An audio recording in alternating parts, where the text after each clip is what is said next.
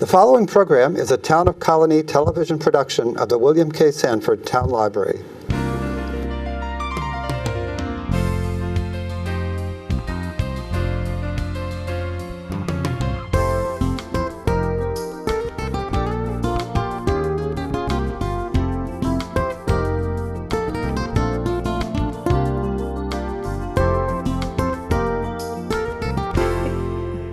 Yes. So these are my two main sources of information for these stories.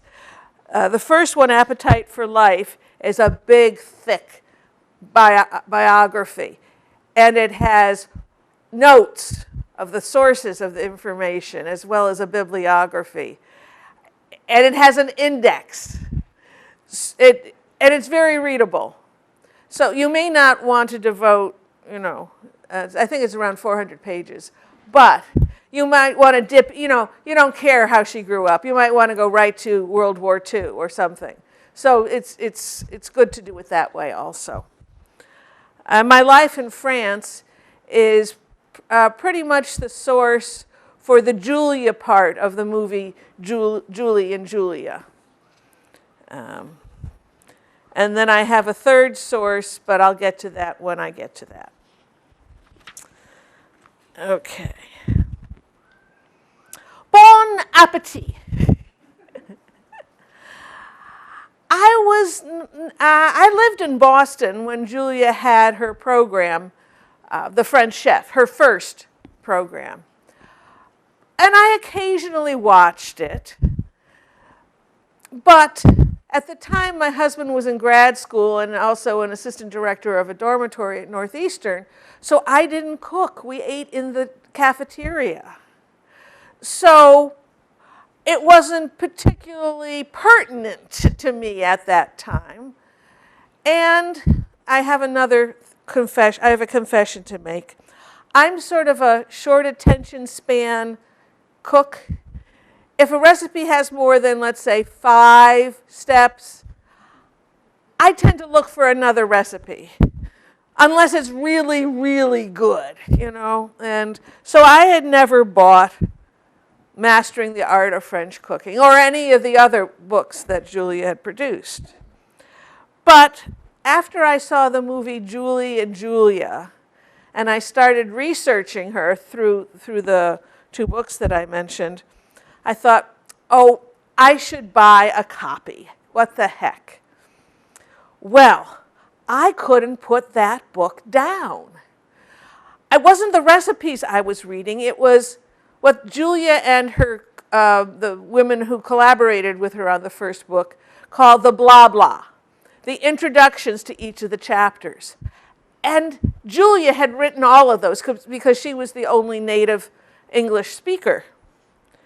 And I read things that I had never even heard or thought of before, like, I cannot imagine a civilization without onions. Or, you can save a tremendous amount of time and derive a modest pride if you learn to use a knife properly.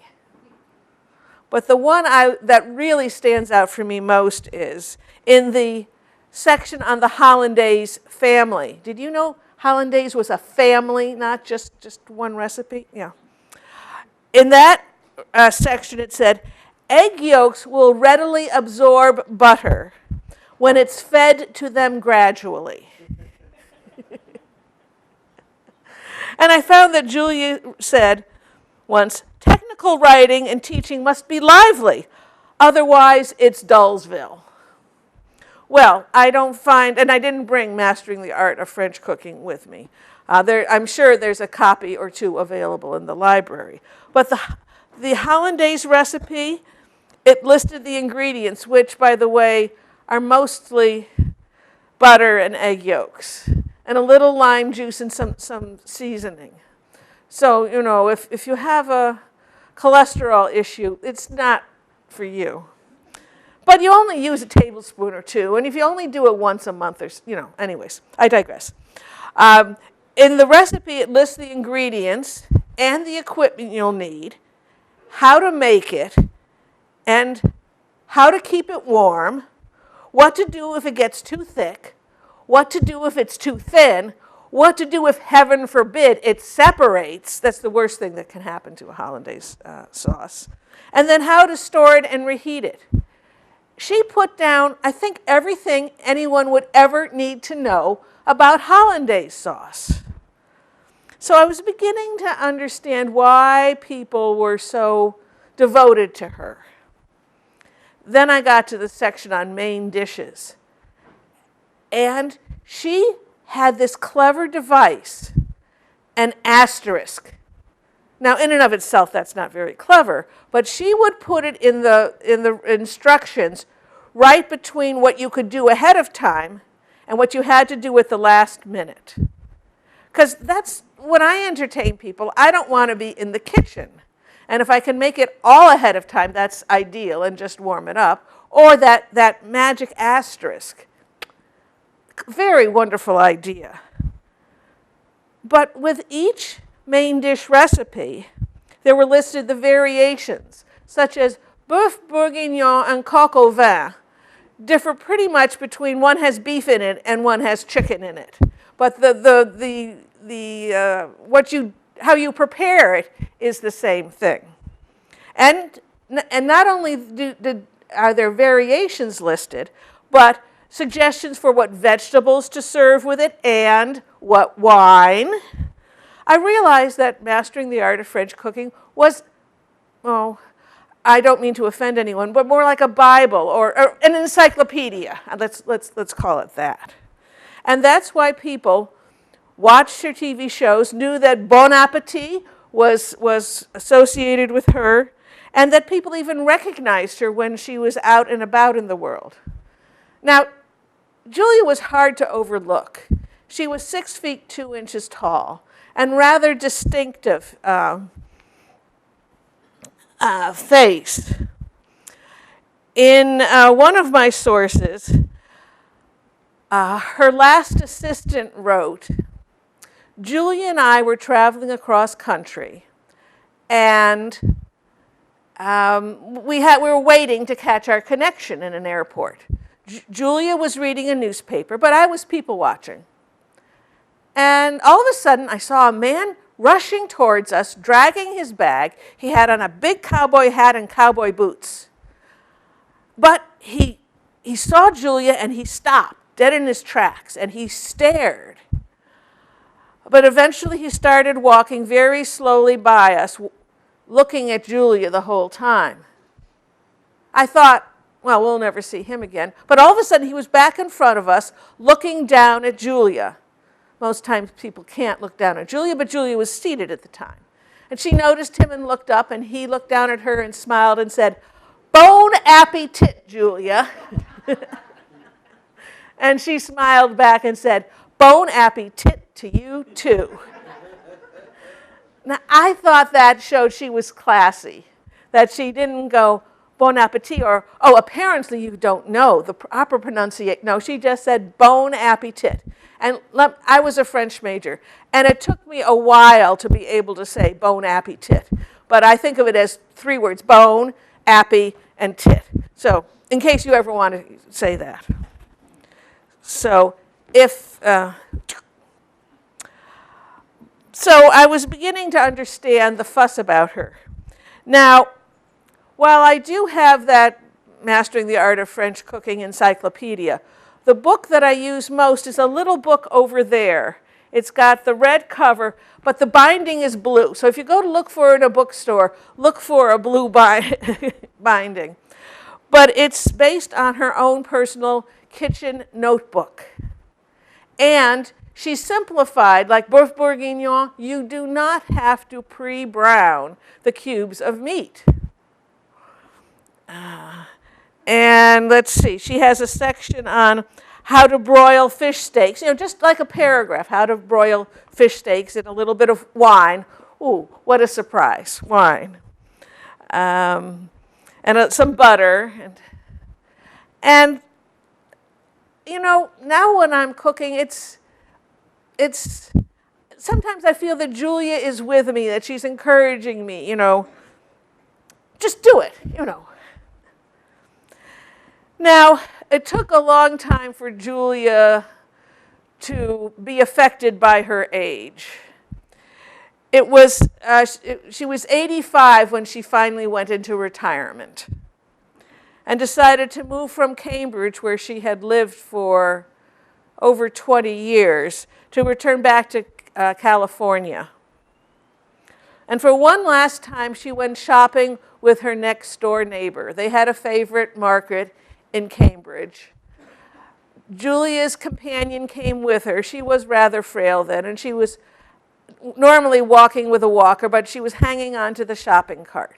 And they started going around the market, the three ladies in the two shopping carts, and stopping at, the fish counter and the meat counter and so on. And all of a sudden, the neighbor realized there was a man following them. But it's, and the next time they were leaving, he pushed right into that same counter and said, "I want what Julia just got."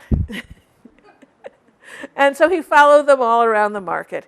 And then they got to the checkout counter, and there was a little bit of a line in front of them. So again, the neighbor looked around, and there he was. But there was a whole half circle of people who were staring at Julia. But she didn't notice. She was standing straight ahead. So the neighbor said, "Julia, turn around. Look who's here." And Julia slowly turned around and saw them and said, of course, "Bon appetit." Thank you. That's my first story. Welcome. Okay. Can you guess what the occasion is when this photograph was taken? Wedding. Exactly. This was the wedding reception of Paul and Julia Child. They had been in an auto accident the day before, and so that's why Julia is patched on her forehead, and Paul is leaning on you probably can't see it, but there is a cane there. Now, when I was casually watching Julia's first program, The French Chef, I did pick up a few tips. One of them was, never apologize if a dish doesn't come out the way it should. If necessary, rename. I've used that advice a number of times. And better yet, do not announce your menu ahead of time. And so you leave the renaming out altogether. So if your souffle, well, it's just, it's an old French recipe. And you don't have to figure out how to say flattened souffle in French. Anyways, so as I mentioned, I started researching about Julia after I saw the movie Julie and Julia. And I bought a copy, and now I just watch the Julia parts. I just zip over Julia. No, Julie. I only watched Julia's parts. So I started reading, and I found out that Julia and her husband Paul met during World War II. And otherwise, I don't think they ever would have met. They came from totally different worlds and different backgrounds. Julia was born in 1912 in Pasadena, California, to a wealthy family. She was a tomboy who went to boarding school in Northern California, then to Smith College, where her mother had gone. Julia said, "When I came to college, I was an adolescent nut. Somebody like me should not have been accepted at a serious institution. I spent my time growing up and doing enough work to get by." For instance, as a freshman, Julia and her roommate lived in a dormitory above a faculty resident, Dr. O'Keefe, the head of the medical services. She had flaming red cheeks, the doctor, white hair, and a quick temper. Very Irish, Julia thought.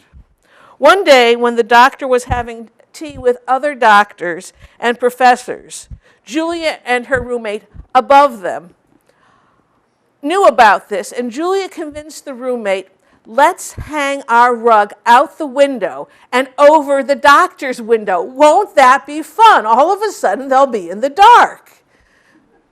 Well, the roommate went along with this, and as predicted, the doctor stormed up the stairs and yelled at them. But Julia's roommate, who was the daughter of a friend of Julia's mother, was a serious student, and the next year, they weren't rooming together. Julia was engaged in playing hockey, tennis, archery, baseball, swimming, and riding. She graduated with a degree in history in 1933. And she worked a little bit in New York City and then in California, but she was kind of floating. She hadn't found her purpose in life at all. She called them her social butterfly years. She was in the junior league, playwriting and acting and doing some civic things.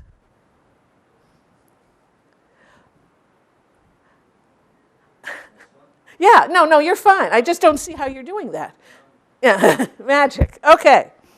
Now, Paul, on the other hand, 10 years older than Julia, he and his twin brother, Charlie, were born in New Jersey. Their father died when they were only 6 months old.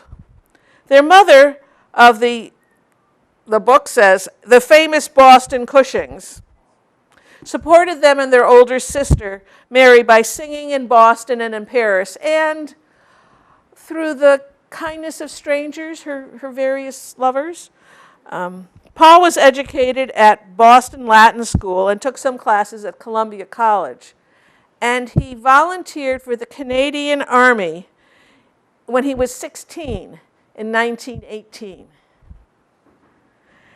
After the war ended, he moved to Paris and pursued his interest in art, working in such diverse media as drawing, etching, painting, and wood carving for 5 years. He met Gertrude Stein and many other artists in Paris. He then had a 20-year career as a tutor and a teacher, first near Venice, and then in a private American school in France, and then at a private school in Connecticut.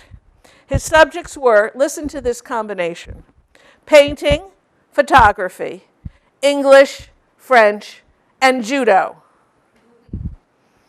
in which he was a black belt, 4th class. Now, he had been in love for 17 years with a woman named Edith Kennedy, I don't think related to the Kennedys. They shared homes in Paris and in Cambridge. She was an intellectual, a mother of 3 boys. She was nearly 20 years older than Paul, and she had painfully died of cancer just months before Paul joined the OSS, which was the predecessor of the CIA. That's where they met, in World War II in India. Now, Julia in the movie said that she was a file clerk. But in the book, the biography, it said she read every piece of information that came into the office from the spies in the field and from Washington. And then she devised a system to have that information go back out to the people who should get the information.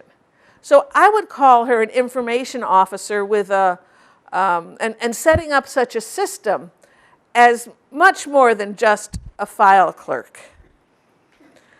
And in fact, when they first were in India and then they were in China, and in China she had almost 10 assistants working for her. Now, Paul set up war rooms, assembling photographs, 3D maps, so that the generals could figure out what was going on and what should happen next. So he used his art background that way. And with such different backgrounds, they were not immediately attracted to each other.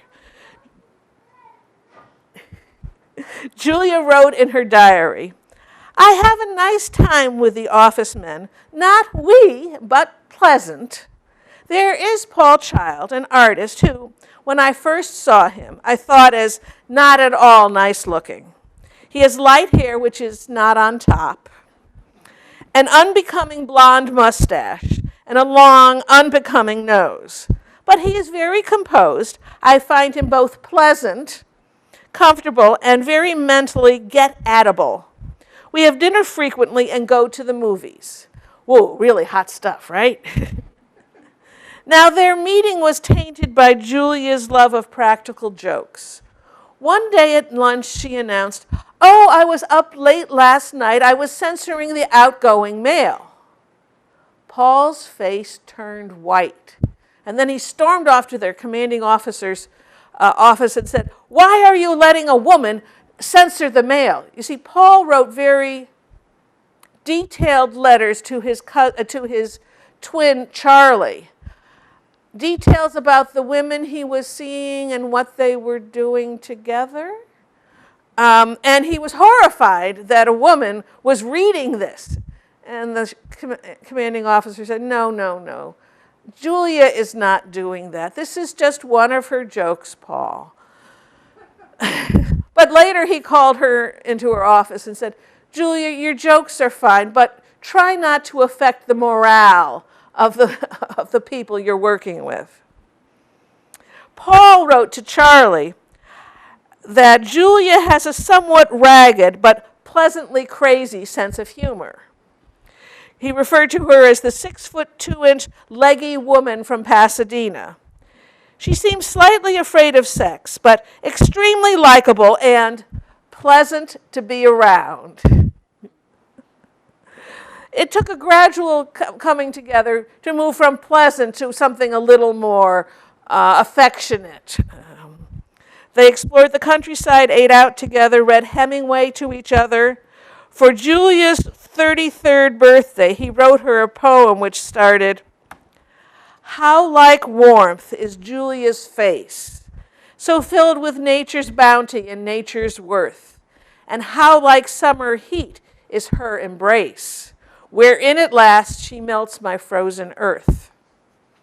Oh, and by the way, the title of this talk, "Julia Cook and Nifty Wench," that comes from another poem he wrote to her, which we'll get to later. Yes. So after the war was over, they promised to meet each other's families and see what they looked like in civilian clothes and surroundings. It's, meeting during the war is sort of like meeting during a cruise. It could work, the relationship could be fine in that odd situation, but maybe not so much in real life, and they knew that. So after the war, Paul introduced Julia to his brother's family in Maine.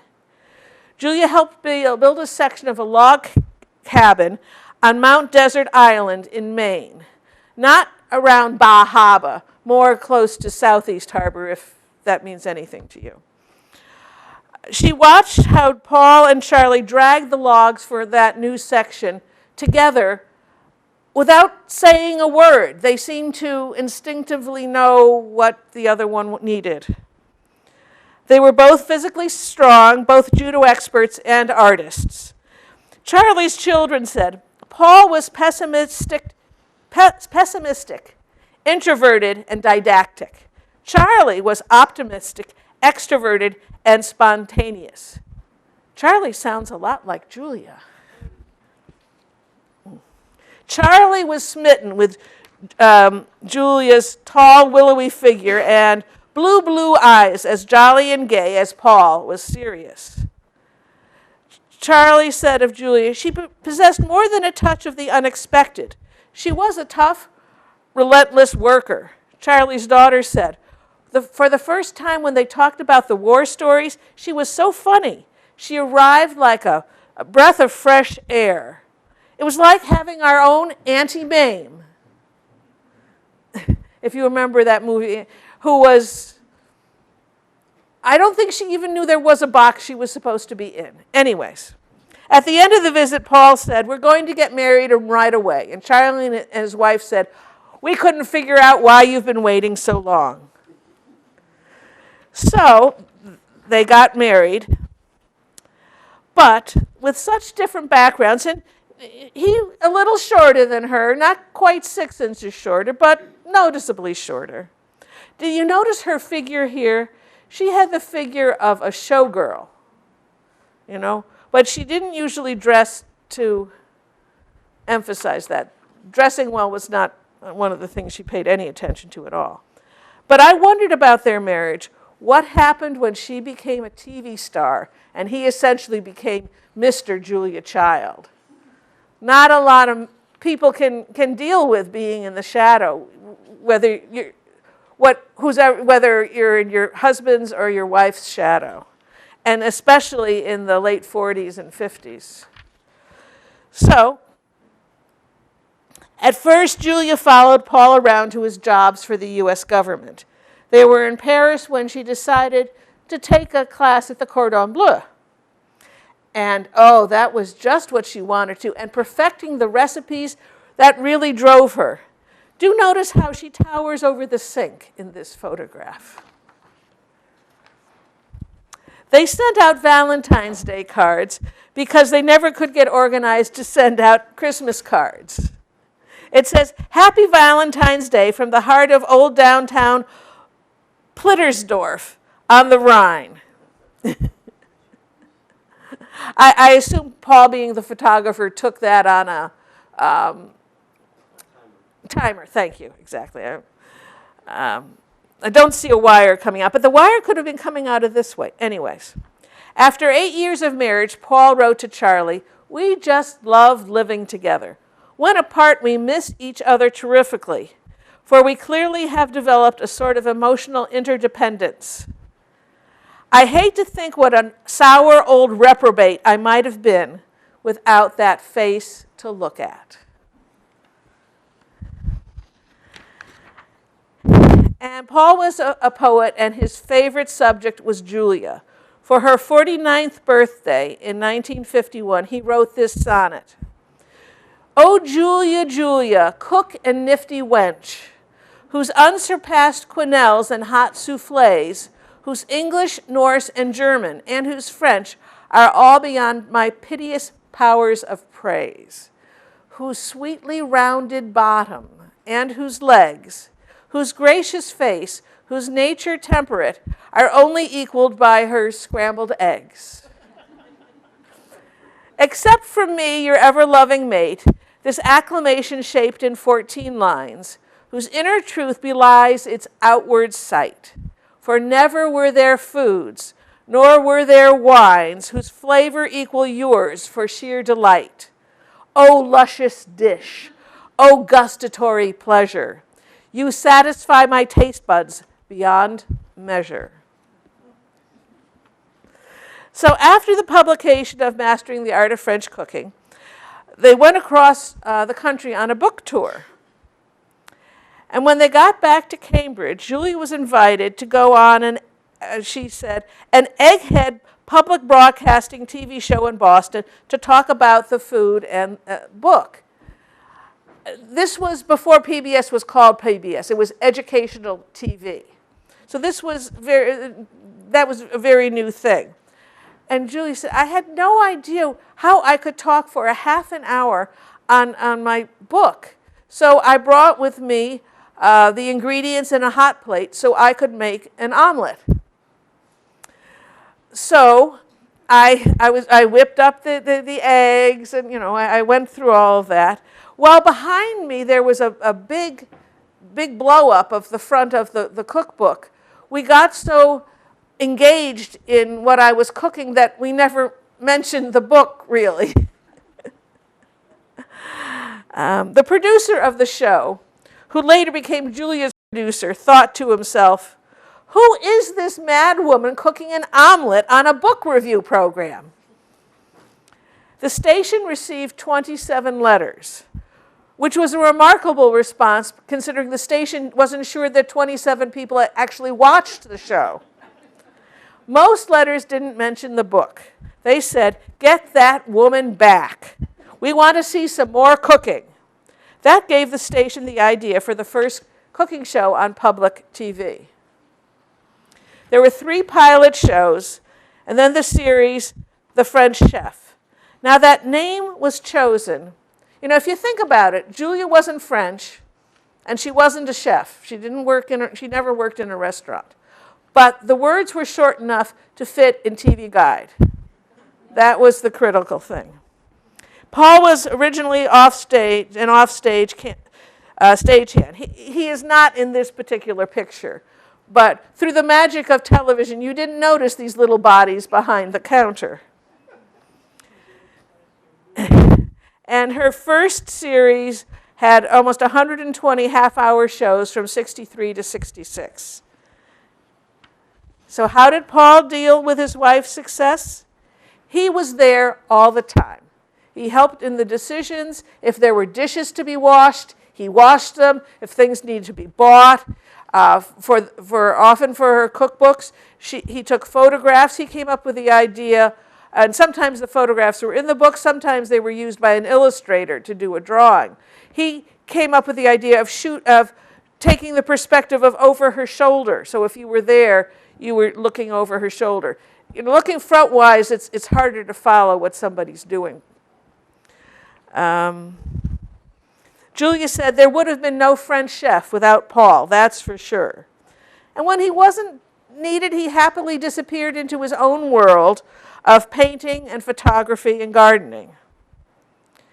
Every morning they liked to snuggle in bed together for a half an hour after the alarm went off. And at the end of the day, Paul would read aloud from the New Yorker while Julia made dinner. "We're never not together," Paul once said contentedly. He was always there at an auction on public television, and he was there when Julia won an Emmy, the first person on what became PBS TV to win an Emmy.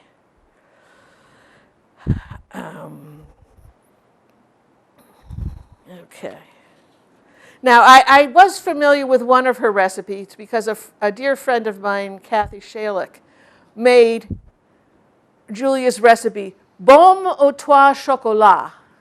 Not an exploding bomb, it's a half sphere of chocolate. And so it's like a brownie on the outside and chocolate mousse on the inside and chocolate drizzle on the top. And then you have to serve it with whipped cream because of all that chocolate. It was quite involved to be made, and so she only made it on special occasions.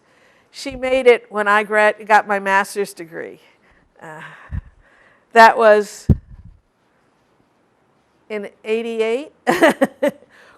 Oh my goodness. Quite a while ago, but I still remember it. And with the profits from mastering the art of French cooking, they were able to buy a home in Provence, where they could retreat from their busy life in America. It usually took them a week to settle into and calm down and just live life. Paul said, "I walk around, look at the olive trees, smell the lavender, bend my ear to the nightingales. We sip Chinese tea in the morning on the olive terrace." The mulberry terrace on the side of the house was shaded in the afternoon, and that's where we had cocktails or barbecues. We look out at the mountains and on a clear day to the distant sea, listening to the sounds of frogs and nightingales. Julia worked in the kitchen, I painted in my studio. And again, in this lower right picture, you see, if she's dressed, she has a figure of a showgirl. But her legs started about here. So you sort of need to dress accordingly. Paul wrote to Charlie, "When we are apart, which is seldom, the whole house creaks and echoes with loneliness. Life is like unsalted food without Julia." Okay. And so they had 28 very good years of marriage. And then while Paul was getting bypass surgery in '74, he had a series of strokes. And he never really got his sparkle back. It took him a while even to be able to read or write. But Julia kept Paul with her as long as she could, making the book tours longer, giving days of rest in between days with business. And then a companion came with them to help Paul constantly. But eventually, When Paul didn't know who she was and he was always confused, Julia put him in a long-term care facility. He died 5 years later at age 92. And Julia died 10 years later when she was also 92. So did this marriage last? I'll say it did. You know, I almost met Julia. My family, way before any of my research and the movie Julie and Julia happened, my family was vacationing on Mount Desert Island, as it happens just a few miles from where Charlie and his family lived. And I saw in the little newspaper that Julia was going to be in the local bookstore, not in Bar Harbor, over on the other side of the island, to sign her latest book. And I thought, well, this is such a remote place, I'll just go. When I got there, there was this huge line that went all around the building. It was the only building, and it had its own parking lot. And I said, oh, I'm not going to wait. Now I'm very sorry that I didn't. So that's my main story about Julia. Let me just take a drink. It's just water. Wine is for after a performance, not before or during.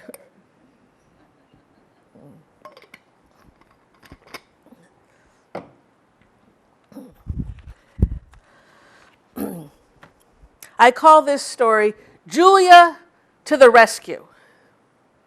Have you ever had a good friend that you could call on to rescue you in one way or another? I have a friend who often says goodbye and give me a call if you need bail. I've never had to take him up on that offer. That's Joe Doolittle, Greg, by the way. Well, Julia was a good friend who rescued many, many people. That's what her cookbooks were all about. I told you about the hollandaise sauce. I mean, imagine how many people she saved with all those tips of what to do if various catastrophes happened. And even as a casual watcher of her TV shows, I was rescued by Julia. I told you about never apologize, if necessary, rename. And I also picked up another tip from her. If you're alone in the kitchen and something happens, who's to know?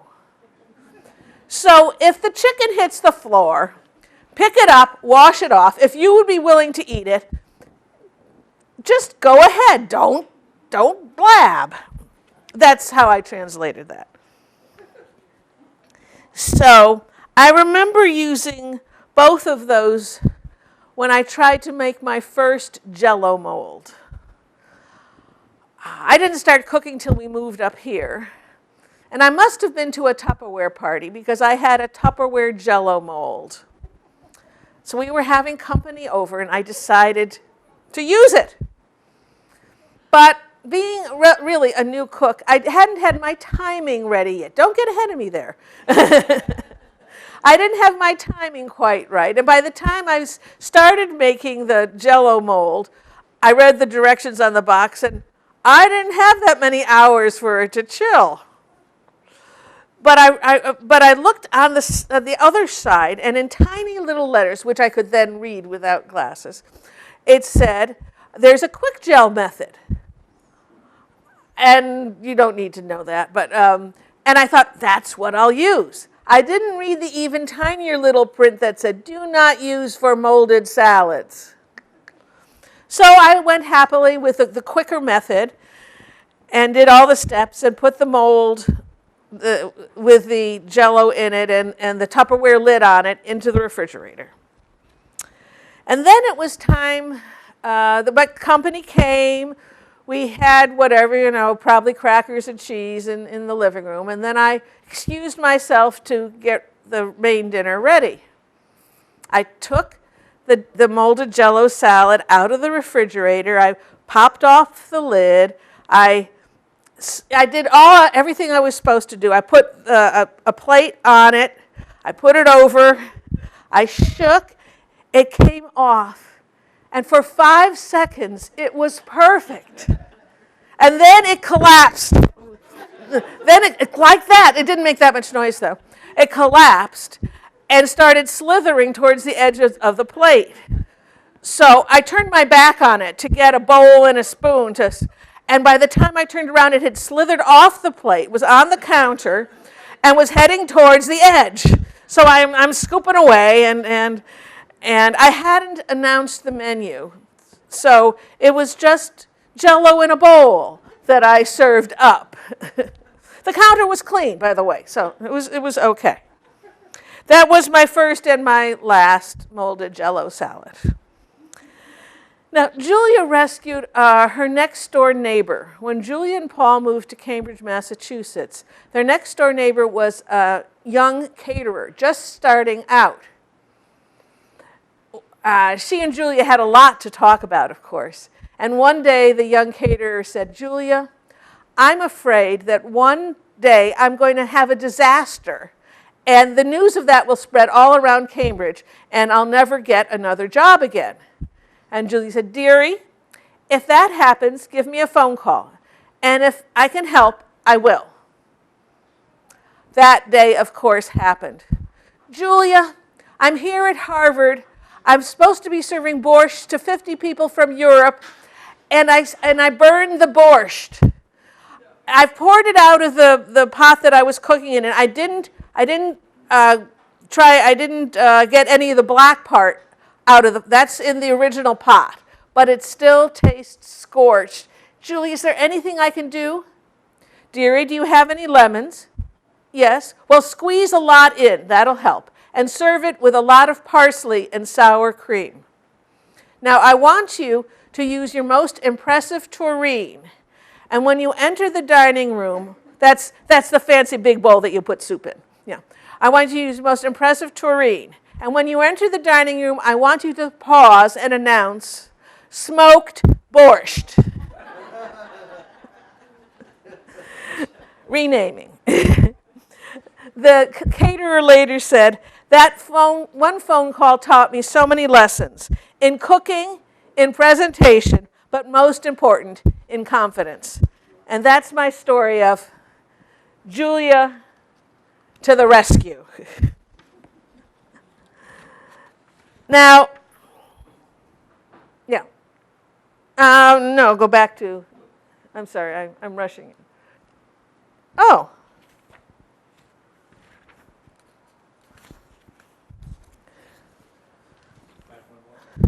I don't know. No. Okay. We'll just leave. No, go one more, and we'll get to that one. I don't know. Somehow I have pages, but they aren't there. So I found through one of the notes in the book, Appetite for Life. I love notes because if there's something catches my eye, I want to see where the source is. And one of the sources was this book, this magazine called Gastronomica, the Journal of Food and Culture. It came out monthly. It still comes out. And the year after Julia died, the whole issue, 140 pages, was stories by Julia's friends. That's where I got Bon Appetit, for instance. They were such wonderful stories, and a lot of them illustrated that Julia made friends wherever she was. For example, Jacques Pepin, and I have a picture here of Jacques flaming something in a pan. They had a TV show together, and then Julia ready to put it out in case it got got out of hand, got out of control.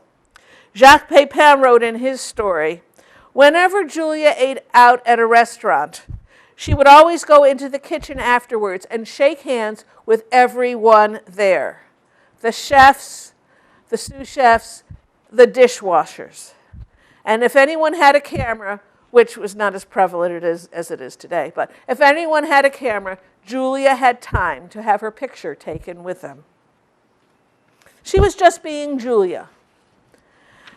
Then the owner of her favorite restaurant, Italian restaurant in Boston's North End, wrote, "I had two special clients, Julia and a man involved in organized crime. One of the heads of that in Boston. He never said mafia, but I only had one special table. One night, I had no sooner seated Julia and her friends when he arrived with his entourage. So I had to say, I'm sorry, I can't give you your regular table. I've just seated Julia Child there with her friends. And for a moment, he looked at me. And then he smiled. I said, I love Julia. That's fine. Just seat us wherever. And after the owner seated the gangster said, I want to send over your best bottle of wine to Julia and her friends. And then the owner wrote, I had to do it because he asked me to do it. But I didn't want, if the word got out that Julia was accepting wine from a gangster, that could ruin her reputation. But so I went over to Julia and I explained the situation. And she said, oh, what kind of wine? And a big bottle of Dom Perignon, which at that time went for $300, and who knows what it is now. And she said, wonderful. And ask him to come over and join us for a glass. So the owner did what he was told, and then he watched, and they talked for 10 minutes.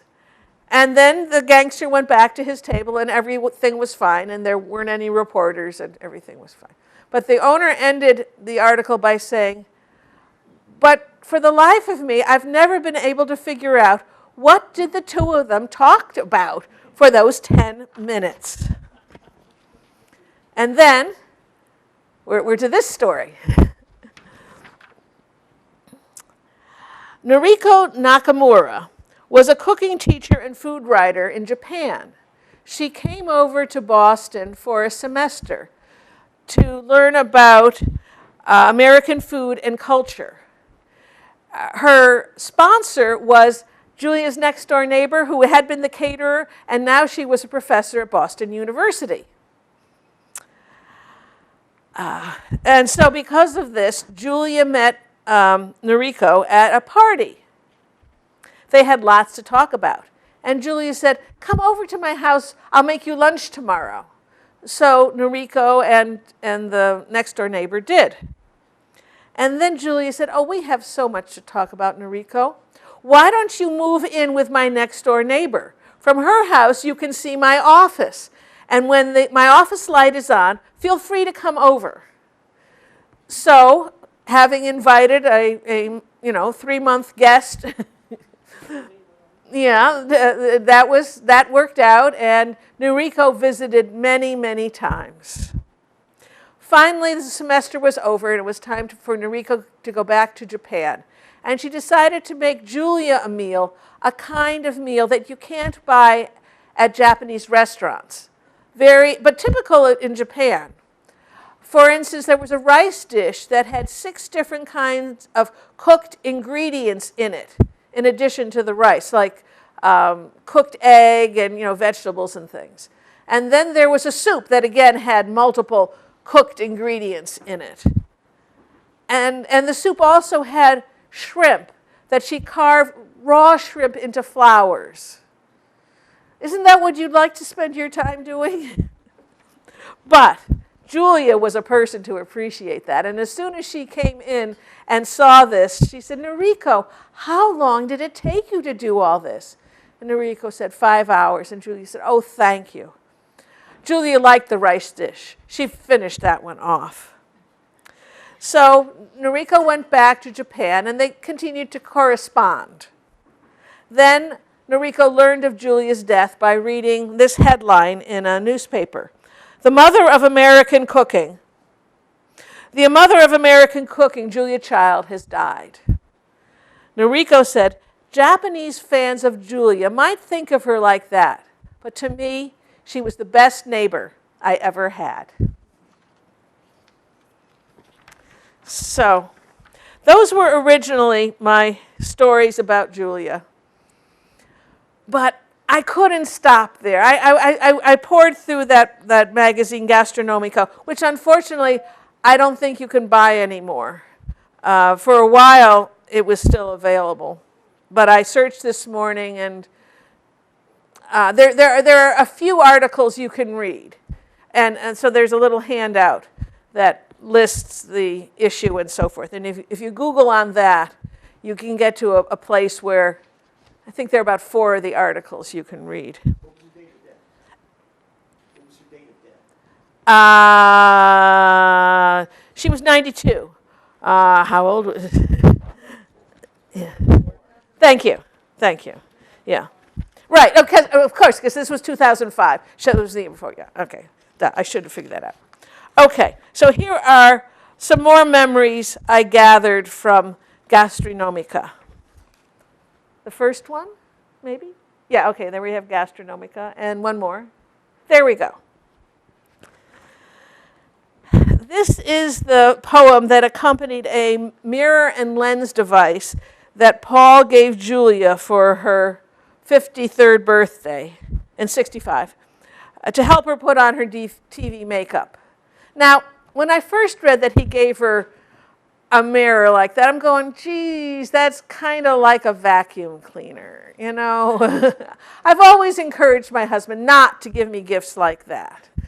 The one year I did beg him to give me a snowblower for my birthday, because we had moved into a house that had a double wide driveway that was about 6 car lengths long, and I let him use that.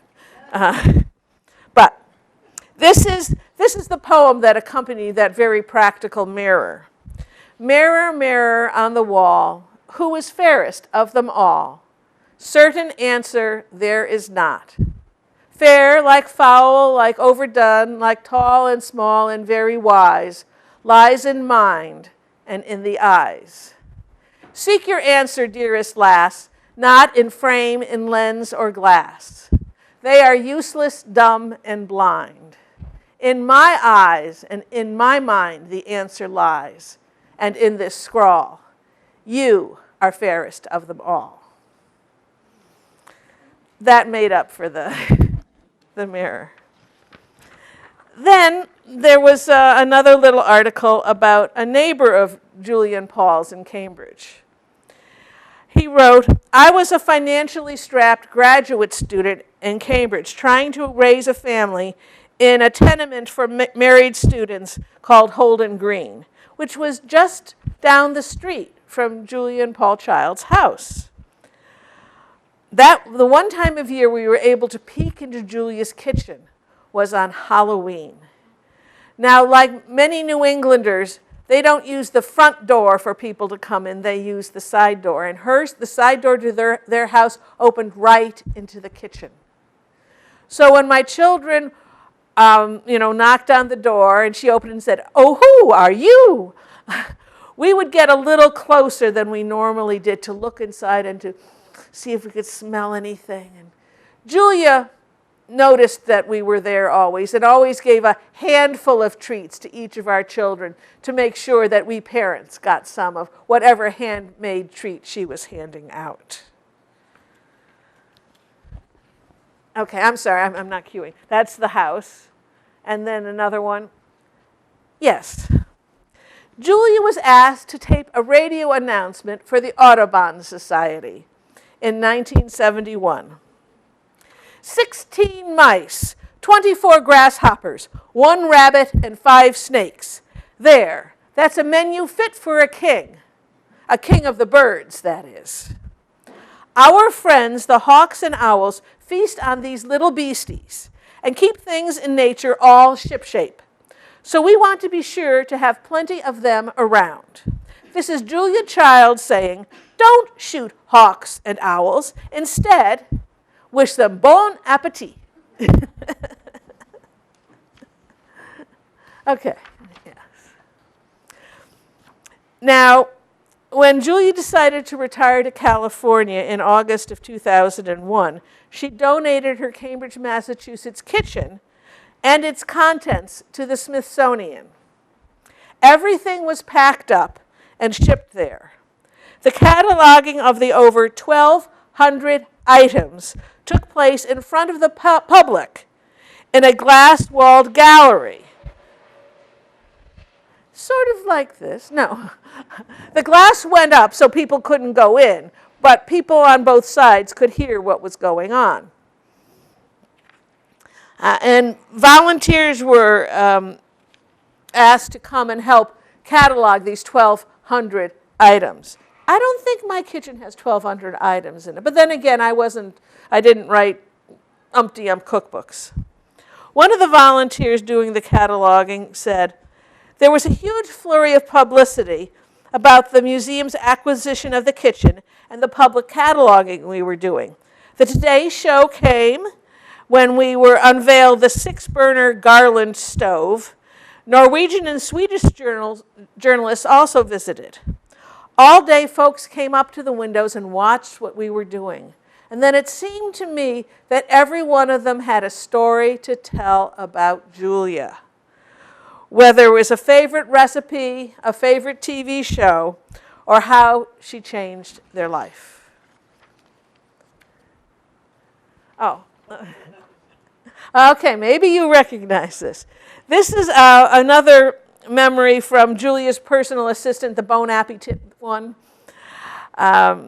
She was Julia's assistant for the last 16 years of Julia's life. She wrote, "When I first began working for Julia, I asked her what she thought of the Saturday Night Live piece about her. I said, 'It's very funny, don't you think?' was her response." I'm sorry, that was what Julia said. "It's very funny, don't you think?"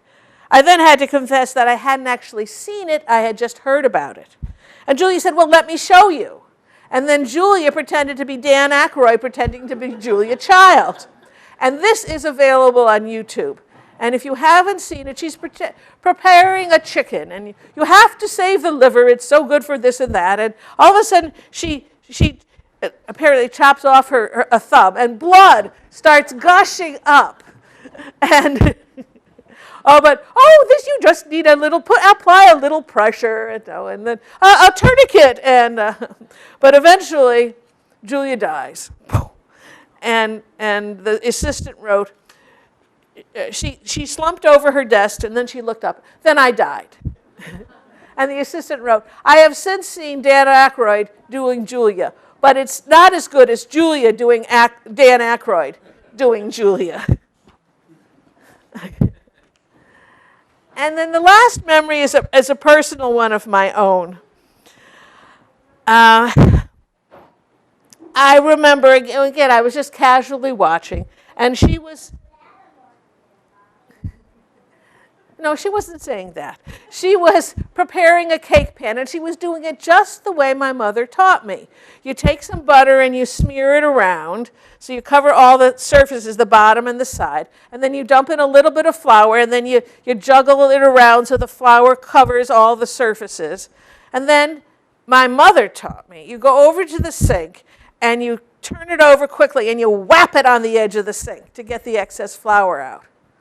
Well, Julia didn't go over to her sink. She just went to the edge of her counter and went whop, and watched the flour drift down to the floor. And then she looked up at the camera and said, "I don't recommend that you do that in your own kitchen, but I have a crew that cleans up after me." Julia, never at a loss for words. So those are just a few brief memories of Julia. As wife, fairest of them all. As neighbor, giving Halloween treats to the children and their parents. A concerned citizen on behalf of the owls and hawks. And for many, our very own beloved French chef. Julia Child.